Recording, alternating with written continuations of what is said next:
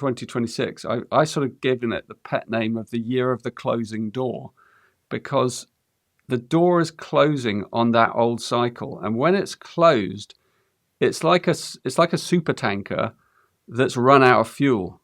It's got no fuel left in it, which means it might drift on for a bit under its own steam, but then it literally begins a rapid decline.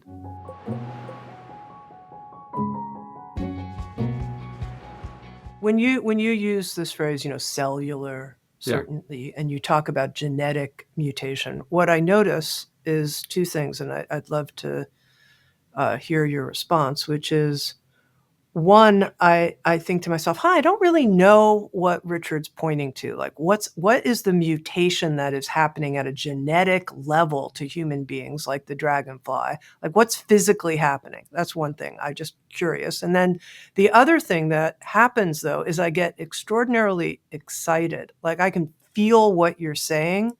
Like, when I tune in cellularly, I think, I kind of get it.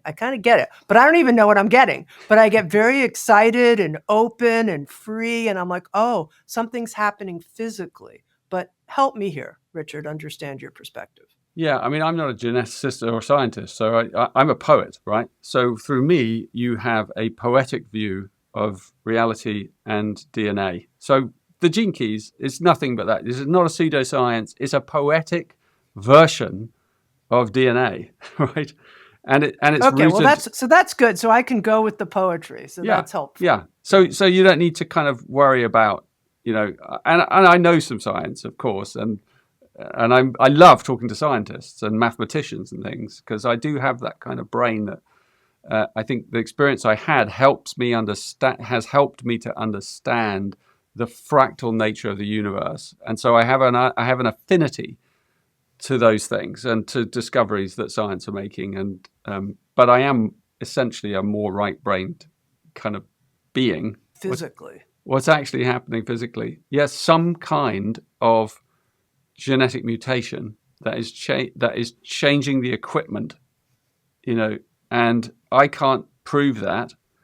One thing I have, you can see things like the neurodiversity that we're experiencing more, and things like autism and some of the gifts that are emerging through those children or people who are kind of accessing those network levels of consciousness now, which I don't know if your readers...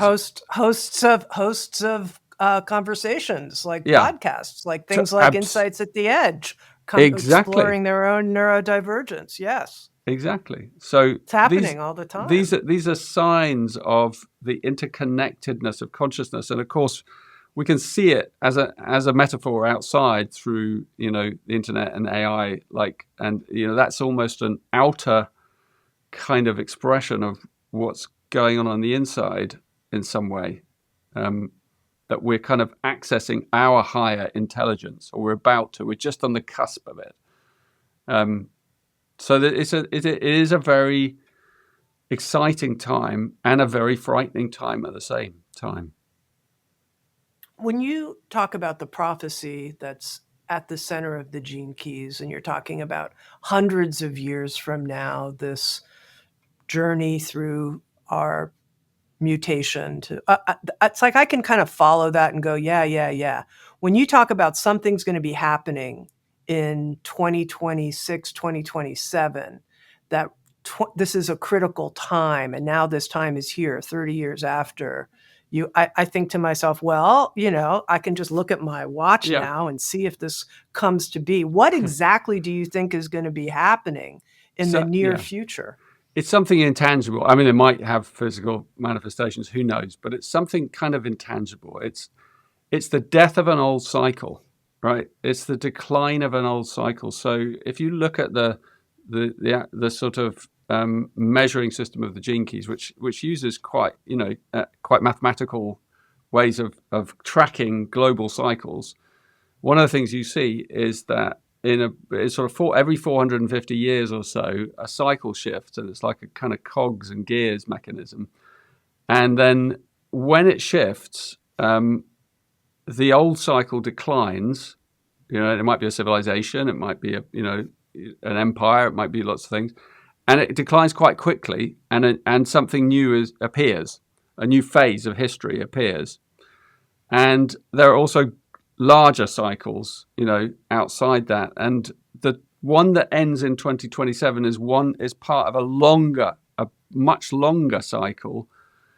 So it doesn't mean that everything suddenly changes. It means that what it does mean, like next year, 2026, I sort of given it the pet name of the year of the closing door, because the door is closing on that old cycle, and when it's closed, it's like a super tanker that's run out of fuel. It's got no fuel left in it, which means it might drift on for a bit under its own steam, but then it literally begins a rapid decline. So that's what this time is pointing to. It's like the death of an old cycle. So I don't know what that looks like. I mean, I imagine if that were enacted out as a metaphor, it might mean that the planet could go through an energy crisis, for example, because the energy that was available for the last 450 years or so, and going back further, but especially the last cycle, that's where we've built these, this civilization, this interconnected civilization all around the world, this global culture, all the good stuff and the bad stuff, that the energy for that is being taken away.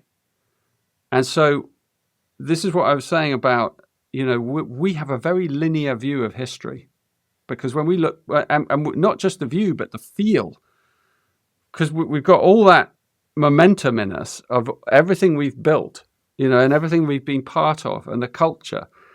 And then when that, the last thing we think is going to happen is that's going to be taken away, because we have a linear view. So we assume, well, AI will come, and then we'll get more advanced, and then we'll kind of get there, and then we'll go to Mars, and then technology will take us even further. And we don't, that's what we project based on the curvature of where we've come from.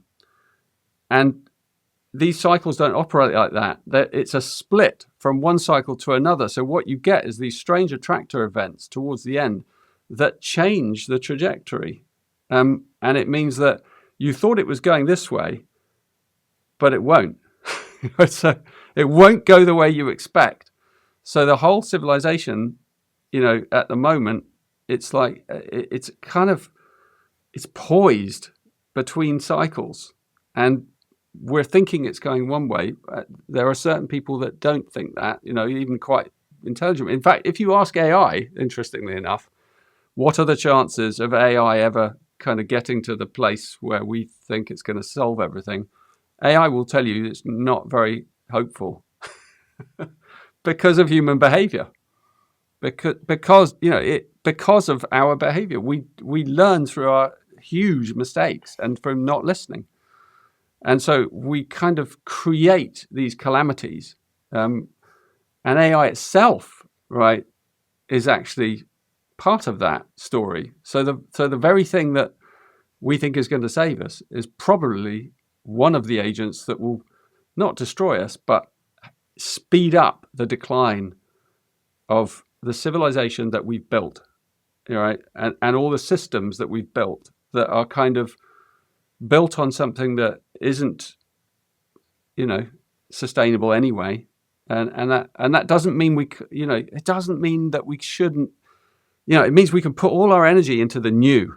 So it's an incredibly exciting time. I actually foresee a creative renaissance coming now, because there's all this creative energy for new ideas and new projects, but they're outside the old paradigm. And it's tricky because you have to sort of kind of break with the way it has been and kind of start to use a more visionary understanding of, okay, what can we do? What should we be doing? Where can we put our energy?